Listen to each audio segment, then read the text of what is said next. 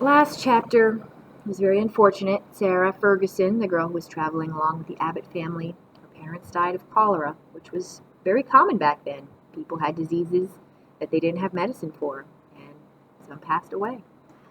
So now the chapter is The Names on the Rock. It was good news if you reached Independence Rock by the 4th of July. That's what Mr. Palmer said in his guidebook.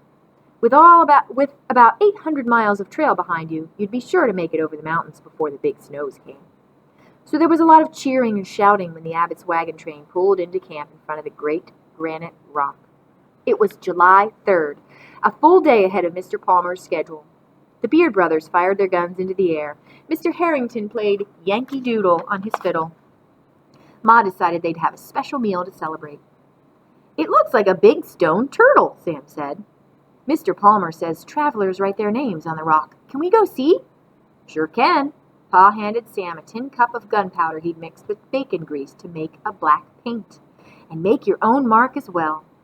"I want to do that," Lizzie said, shaking out a blanket and draping it over 2 barrels. Sam turned to Sarah. "You should come too and write your name on the rock." Sarah shook her head and started back toward the wagon. But Ma stepped in front of her. She tipped Sarah's chin up and looked her in the eye. "You should go. Write your parents' names if you wish, to remember them." Sarah blinked fast and nodded.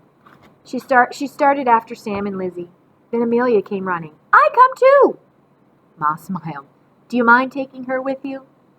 Sam sighed. "Come on, Amelia, let's go to the big rock."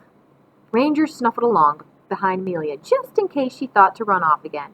But she stayed close, happily holding Sam's hand on one side, Sarah's on the other. In a few minutes, they were standing at the base of Independence Rock. Sam started to scramble up its slope, but Lizzie grabbed his sleeve. "Look at them all," she pointed at the rock wall in front of them. It was covered in names, hundreds and hundreds of names. Some were full names with dates, some just first names.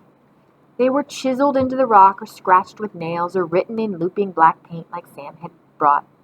The names went on and on. "There are so many," Lizzie whispered. Sarah ran her hand over the inscriptions. "S. Lean, M.B. Lean," she whispered the names aloud. "They were here just a couple of months ago." They ran their hands over the sun-warmed rock, calling out the names until Sarah gasped and jerked her hand away. "What happened? Are you okay?" At first, Sam was worried a snake had bitten her. Rattlers were common out here. But Sarah didn't look hurt. She looked happy for the first time in weeks. "My uncle!" She pointed to the name on the wall. Sam and Lizzie leaned in close to see. It was carefully written in tar, weathered by some rain and sun and wind, but clear as could be. Aaron Robert Clark. Sarah pressed her hand flat against the name as if she could reach through the stone and hold his hand. "He's waiting for us in Salt Lake City. Uncle Aaron and Aunt Helen and Eliza and Martha and Abram and Mercy. They're all waiting for us to come," she whispered, and her eyes filled with tears. "Well, just waiting for me now, I guess." But she smiled, and Sam thought he understood why. It must have felt good to remember she still had a family.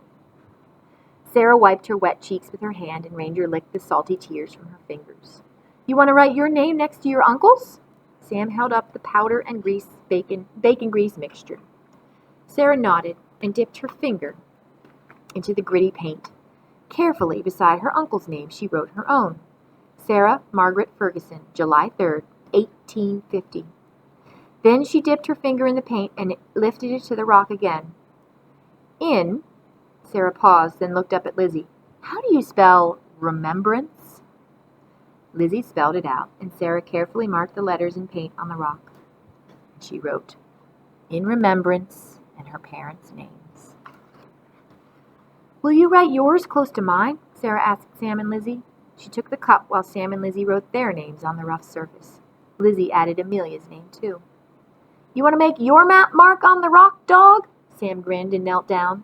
He lifted Ranger's paw, smeared it with homemade paint, and pressed it against the wall. "There! Now there's a record of your journey, too." Ranger sniffed his paw. Bacon grease made him hungry, but he wasn't sure what to make of the black powder mixed with it. It smelled smoky and dangerous. Not good to eat. Let's climb to the top of the rock, Sam said, racing up the steep slope. Sam, wait, Lizzie called. We can't take Amelia way up there, and we should get back to camp anyway. Oh, all right. Sam came down and followed Lizzie and Sarah, who each held one of Amelia's hands on the way back to the wagons. He leaned down and whispered to Ranger, "You and I will have to come back on our own to explore." There they are. It's kind of hard to see because it's dark. But that rock's a real place where the travelers would write their names, and you could see their names on the rocks. Pretty cool. What do you think will happen when Sam and Ranger come back to the rock?